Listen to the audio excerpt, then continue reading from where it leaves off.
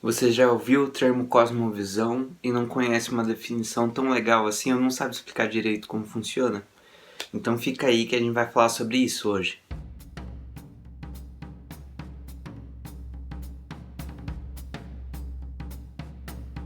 Então a gente está numa série de cosmovisão. A gente começou falando sobre como a cosmovisão é uma batalha espiritual, é uma batalha sobre compromissos profundos, coração, mas a gente não deu uma definição sobre o que é de fato cosmovisão. Quer saber mais sobre teologia, sobre vida cristã? Acompanha as coisas aqui, se inscreve, faz todo o checklist que você já conhece e continua acompanhando aí que tem muita coisa pra gente compartilhar. Mas sobre cosmovisão, enfim. Vamos lá. Primeira coisa, né? Antes da gente falar o que cosmovisão é, eu acho que é importante a gente tirar do caminho o que ele não é.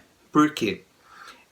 Se você é de um meio bem específico, muitas vezes no meio reformado e tal, você já ouviu esse termo, provavelmente, já viu aplicado de diversas formas. Então é importante a gente tirar os conceitos que a gente acredita ou que a gente construiu só por achismo e ir para os termos de fato dos caras que pesquisaram, dos caras que falaram sobre. Isso é muito importante para a gente entender os pressupostos mesmo da discussão e não ficar só eu ouvi alguém falando isso, então acho mais ou menos isso sobre cosmovisão. Vamos ao fundo, vamos do básico, que é um termo que é muito usado e muito mal compreendido também. Então, bora lá, o que cosmovisão não é? Cosmovisão não é um conjunto de ideias. Essa é uma ideia muito comum, talvez a mais popularizada de cosmovisão, e principalmente que cosmovisão é só um conjunto de ideias cristãs sobre tal assunto. Então é um cartilha, é um super trunfo para falar sobre ideias e conjunto de ideias que são bíblicas ou não. Então muitas vezes a pessoa fala assim, cosmovisão cristã só tem quem tem tal posição política, só tem quem tem tal ideia assim sobre a atuação da igreja na política. Não é isso, é algo muito mais profundo, não é um negócio simplesmente racional. Cosmovisão não é um negócio que você simplesmente empurra com argumentos, a gente vai entender que é um negócio que vai muito além disso. O que nos leva para outra questão, que cosmovisão não é uma posição política. Cosmovisão foi usado também, infelizmente, por muitos pastores, assim, para falar de que tais posições políticas são mais cristãs do que outras, simplesmente por uma questão partidária. E acaba colocando cosmovisão nesse bolo, não tem nada a ver com isso. Outra coisa bem importante também, que cosmovisão não é só referida à fé cristã, porque o termo cosmovisão cristã foi muito popularizada e acabou se atrelando as duas coisas, cosmovisão e cristã. Cosmovisão é uma identificação de qualquer visão de mundo. E ela pode ser cristã ou não. O esforço de cunhar o termo cosmovisão cristã é um esforço de ter uma visão de mundo que se adeque às escrituras. Então não tem nada a ver dizer que cosmovisão é só cristã. Então, você não tem uma cosmovisão e o que você está querendo dizer na verdade é que você não tem a mente de Cristo, você não tem uma visão bíblica das coisas. Não, tem cosmovisão cristã, tem outras cosmovisões e tem várias cosmovisões cristãs. A gente vai falar um pouco mais sobre isso na definição. Então, se cosmovisão não é um conjunto de ideias, não é um conjunto político, e é muito menos uma cartilha sobre o que é bíblico ou não, o que é cosmovisão, enfim? Cosmovisão pode ser definido como os compromissos últimos do coração. E o que isso quer dizer, primeiro? Primeira coisa que a gente tem que entender é a definição de coração. Coração, se você já viu os vídeos anteriores, vai saber que não é só o que a gente sente. Não é uma parte setorizada do nosso aspecto e da nossa vida. Pelo menos na teologia reformacional, é lógico que na biologia vai ser outra coisa, mas dentro da teologia bíblica, dentro da teologia da reforma, o coração é o nosso painel de controle, onde acontece tudo, é o centro do nosso ser, da nossa existência. Então o coração é basicamente o que vai mandar os nossos desejos mais profundos, os nossos anseios mais profundos, as nossas esperanças, desesperos mais profundos. Então, o termo cosmovisão vai ajudar a gente a identificar o que está guiando esse coração. E, sobretudo, cosmovisão é algo suprateórico. Calma, vamos por partes. O que a gente quer dizer com suprateórico? Suprateórico são coisas que... e aí é uma parte bem específica, bem já indo para o estudo do pensamento em si, mas fica comigo que vai dar para a gente destrinchar e entender bem. Por quê? O que é teórico, né? O que a gente entende como teórico? Tudo que a gente consegue racionalizar de primeira, assim. Por exemplo, a sua teologia. Se você... as afirmações que você tem sobre Deus, o que você pensa sobre Deus, isso é sua teologia. A sua filosofia de mundo, a sua visão política, que você consegue racionalizar, você consegue falar. Tudo isso são questões racionais, que se alguém perguntar para você, você vai conseguir falar, explicar claramente o que você acredita, o que você pensa. E por mais que às vezes a gente não tenha tantos argumentos para falar o que a gente acredita, a gente tem uma linha bem clara de pensamento, a gente sabe o que a gente concorda, o que a gente discorda. O que é esse suprateórico? São coisas que vêm antes da teoria, são coisas que estão tão profundas no nosso coração que a gente nem racionaliza. É lógico que pode confundir um pouco com o subconsciente do Freud e tal, mas é um pouco diferente, porque o subconsciente ele está muito mais ligado a um conjunto de desejos e tal, de coisas que a gente esconde e tudo mais. Dentro dessa visão mais reformacional, de cosmovisão e tal, que a gente está apresentando aqui, e que inclusive a bibliografia está tudo aqui embaixo, na descrição, nessa perspectiva, o suprateórico são coisas que ainda não foram racionalizadas, mas só que podem ser racionalizadas. Esse suprateórico são as coisas que estão no nosso coração, são os nossos desejos profundos, são as nossas convicções profundas. E como acontece? O coração, essa dimensão aí não racional, ele é o mais profundo no nosso coração. E ele estaria aqui. E a filosofia, as partes teóricas, estariam em uma parte mais visível, né, da nossa consciência. A cosmovisão está entre. Então a cosmovisão está entre esses desejos profundos do coração e também as coisas que a gente consegue racionalizar. Então a gente pode definir como cosmovisão os compromissos últimos do nosso coração que definem o que a gente acredita da realidade. E que, resumindo, nossa, como que a gente consegue identificar então uma cosmovisão?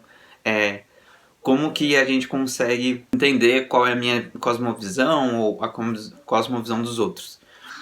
Os estudiosos vão trazer que uma forma bem simples e bem prática de identificar a cosmovisão é a partir de narrativas. E essas narrativas são sobre o cosmos.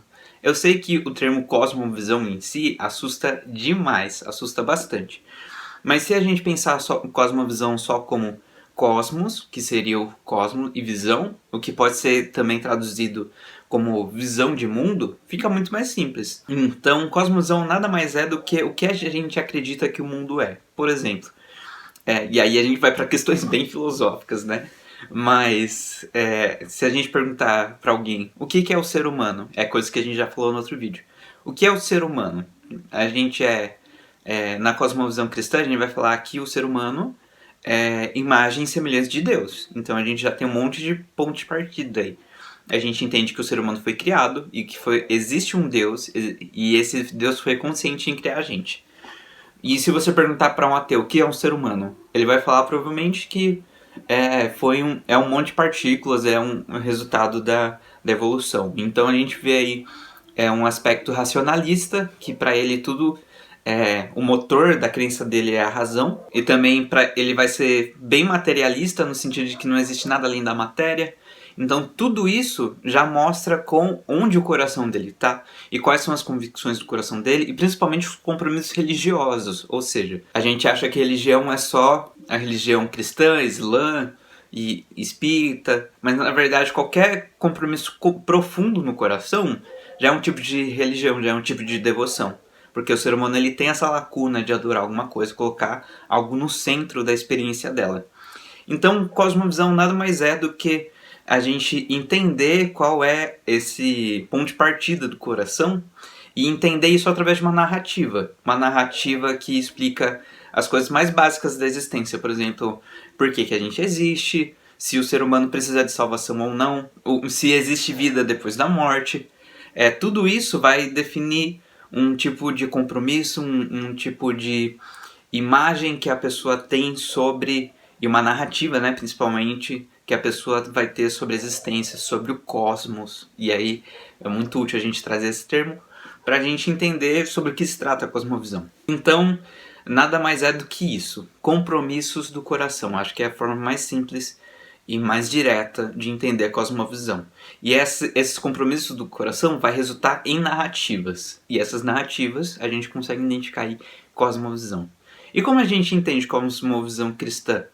Cosmovisão cristã é tudo que está direcionado com as escrituras. Então, para a gente ter uma cosmovisão cristã, o nosso coração precisa estar em Cristo, na Trindade, na revelação de Deus. Então, a gente pensa naquele esqueminha de que o coração está no mais profundo do nosso não teórico.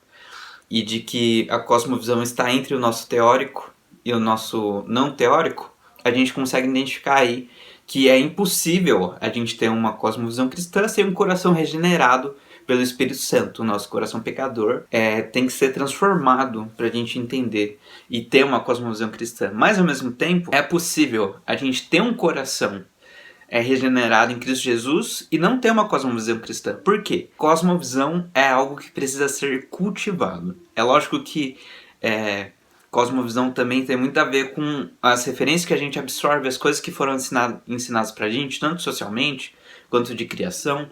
É lógico que não é só isso, mas tem muito a ver disso também. Então, é muito possível a gente ter uma cosmovisão que não é bíblica. Por quê? Porque a gente não trabalhou o suficiente no nosso coração, na nossa perspectiva de mundo. Por isso que a gente precisa ser ativo na construção de uma visão de mundo cristã. Por isso que existe todo esse trabalho, existe todo esse esforço da gente falar que a gente precisa ter uma cosmovisão cristã. Porque isso precisa ser trabalhado. É um labor. É que nem cultivar um terreno mesmo. Então, a partir dessa perspectiva, a gente vê que cosmovisão é muito mais profundo do que um conjunto de ideias. É um compromisso do coração. E esse compromisso do coração precisa estar alinhado com a nossa filosofia, com a visão de cosmos. Isso precisa ser cultivado, isso precisa ser trabalhado. E assim a gente consegue ter uma visão melhor de mundo, mais alinhada com as escrituras. E é para isso que serve o termo cosmovisão. Não é um termo bíblico para começo de conversa, pelo menos não em um sentido de origem. Ele está alinhado em várias questões bíblicas, mas não é um termo bíblico. É uma questão filosófica que ajuda a gente a entender melhor as escrituras. Então é uma ferramenta, entenda a cosmovisão como uma ferramenta e não como um conjuntinho de regras pronto, um negócio já bem trabalhado assim, no sentido que não precisa ser revisitado. A gente vai falar no próximo vídeo da origem desse termo, mas cosmovisão é um termo que veio para ajudar e ele precisa ser trabalhado. Da mesma forma que a cosmovisão precisa ser trabalhada, a nossa cosmovisão, o termo precisa ser trabalhado, revisitado. E cosmovisão ajuda a gente nisso, pra gente sempre ter uma visão mais aprofundada sobre como é seguir Jesus. É isso, pessoal, espero que vocês tenham gostado. Continua acompanhando as coisas por aqui que vai ter mais vídeos sobre cosmovisão. Vou pedir para você dar uma olhada na descrição aqui, que vai ter um monte de link que você pode me ajudar e pode me apoiar. Espero que você tenha gostado e até a próxima.